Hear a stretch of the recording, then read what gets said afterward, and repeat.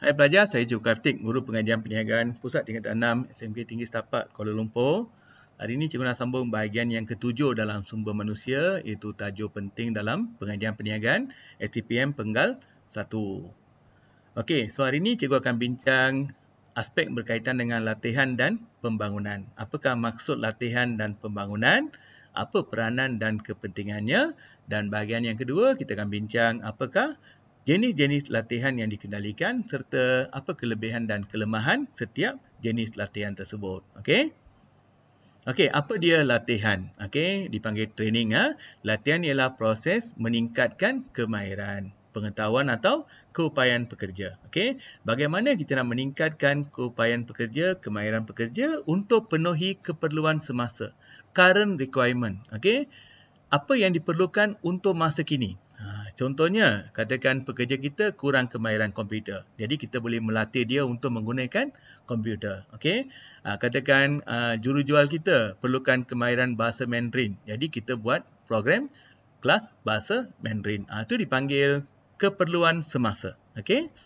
Pembangunan maksudnya development. Okey, ini untuk meningkatkan kemahiran, pengetahuan atau keupayaan untuk keperluan masa depan. Ini lebih kepada seluruh organisasi, bukan untuk seorang, yang ini untuk satu organisasi.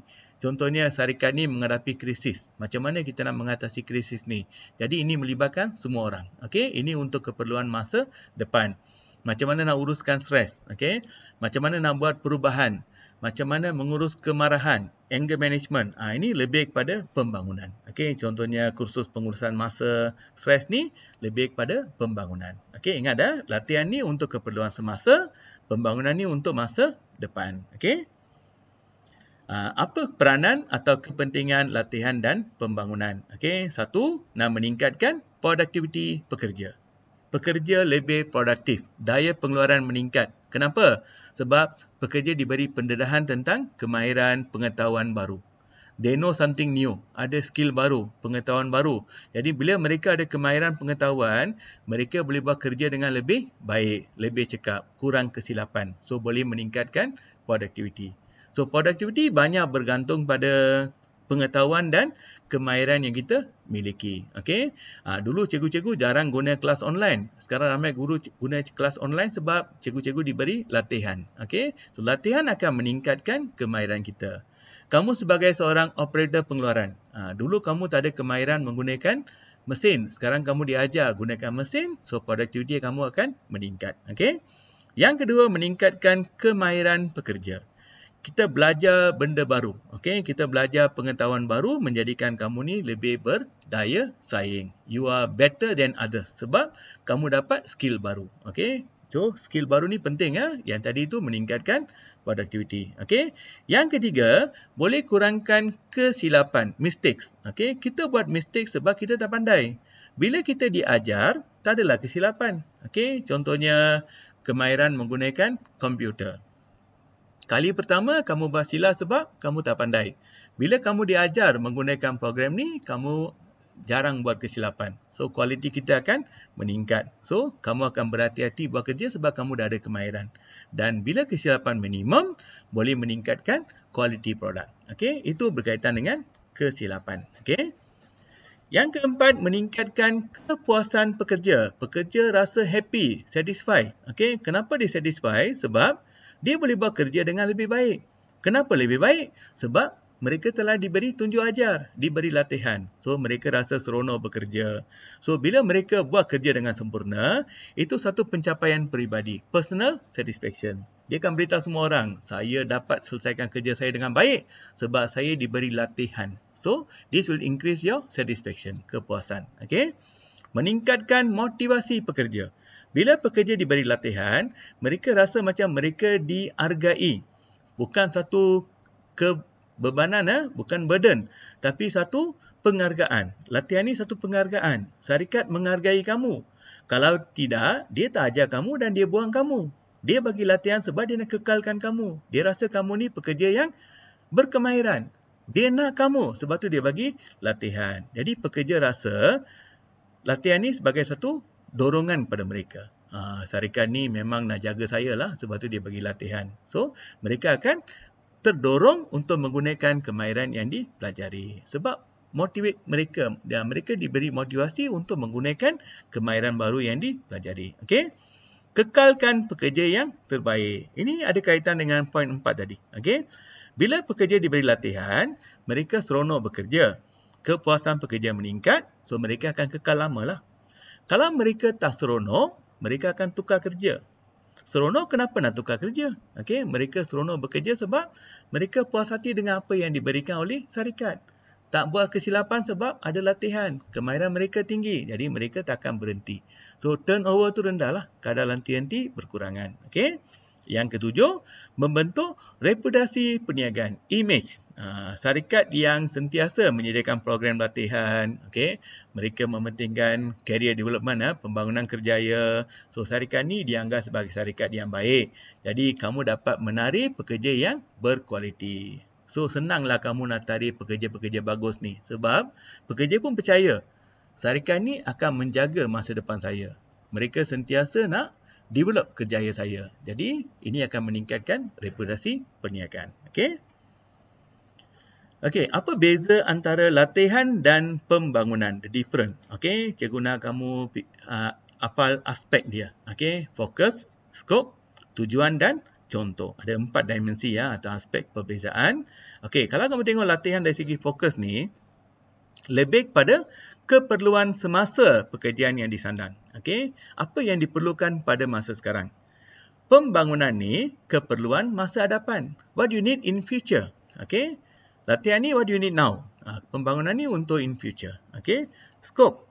Latihan ni untuk individu. Sebab setiap individu perlukan kemahiran yang berbeza. Macam di sekolah kamu, cikgu bagi contoh sekolah. Okey. Guru A, dia perlukan kemahiran komputer. Guru B, dia perlu kemahiran statistik. Sama juga dengan syarikat. Okay? Setiap pekerja, keperluan latihan dia berbeza. Itu skop individu. Kalau pembangunan, dia melibatkan sekumpulan individu. Okay? Contohnya pengurusan stres. Jadi, pengurus besar syarikat mendapati hampir 80% pekerja ni stres. Mereka selalu jatuh sakit. Jadi, kamu kena buat program untuk bantu semua pekerja. Itu dipanggil pembangunan. Okay? Tujuan. Latihan ni lebih kepada membaiki kelemahan pekerja. Okey, mereka mungkin ada kekurangan tertentu. Pembangunan ni untuk sediakan pekerja untuk masa hadapan. Okey, contohnya kita kena bimbing dia. Okey, bimbing semua pekerja tentang perubahan persekitaran, perubahan ekonomi, perubahan sosial, perubahan teknologi. Jadi melibatkan semua pekerja. Itu development. Okey, contoh program kemahiran bahasa. Contoh pembangunan ialah program pengurusan krisis. Okey, so ni rujuk pada beza antara latihan dan pembangunan.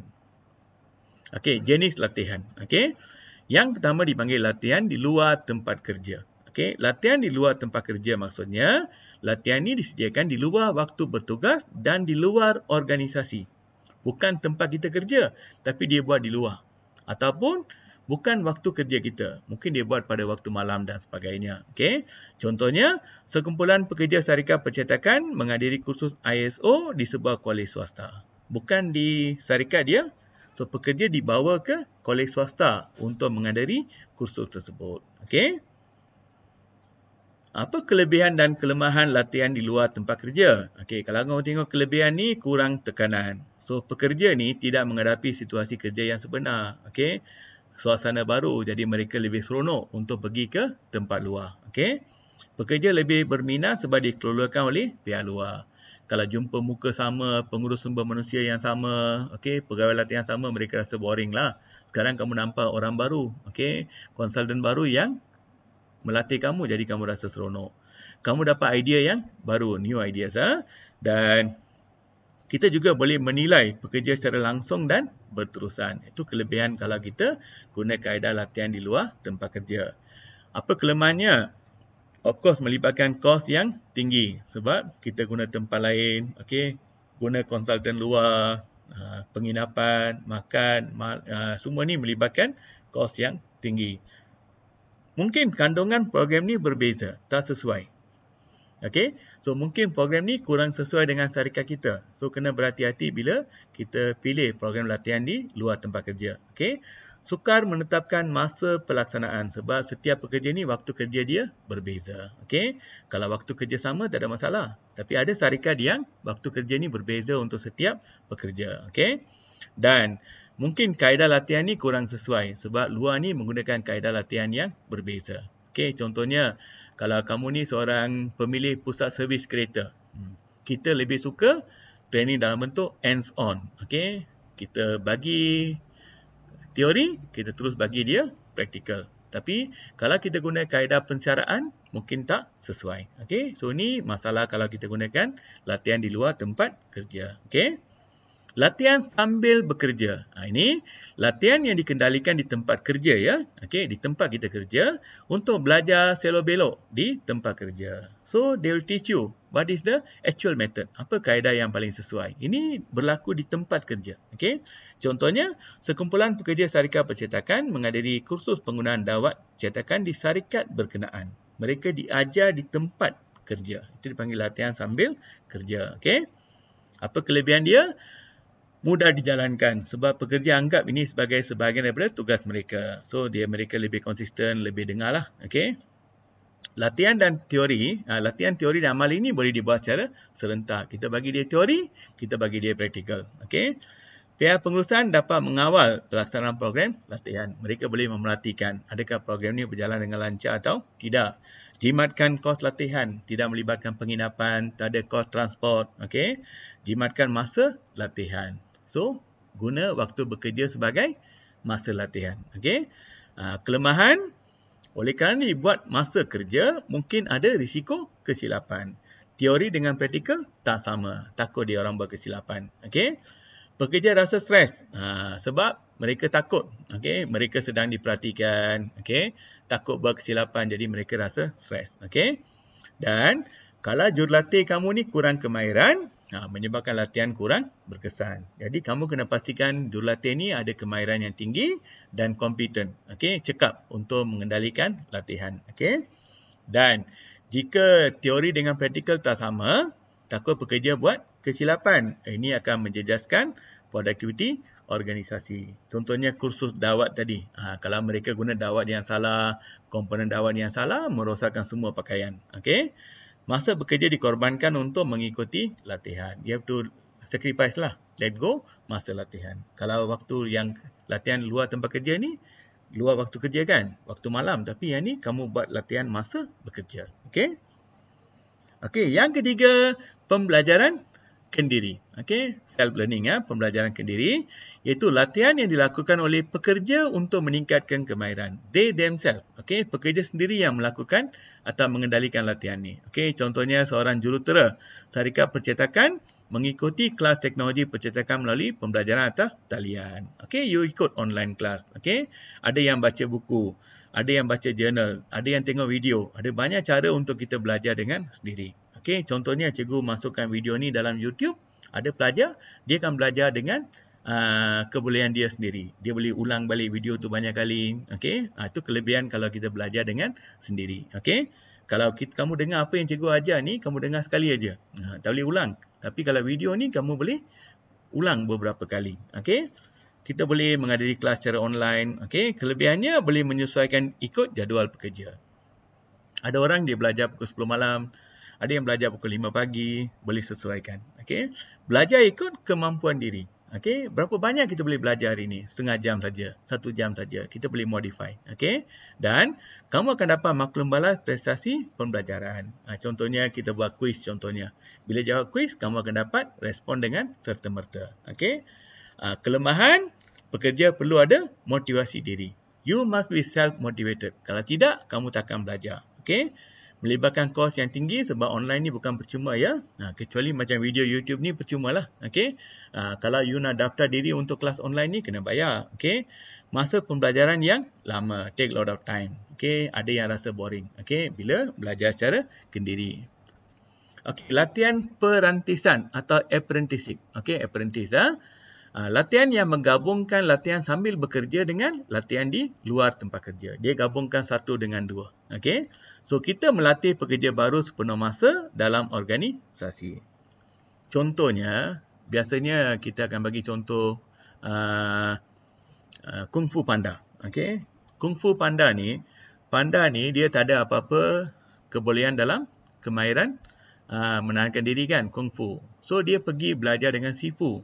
Sifu dia ajar yang benda-benda simple dulu. Ambil air dulu. Okey, dia ajar yang simple-simple dulu. Sampai satu peringkat, barulah dia akan ajar benda yang sebenar.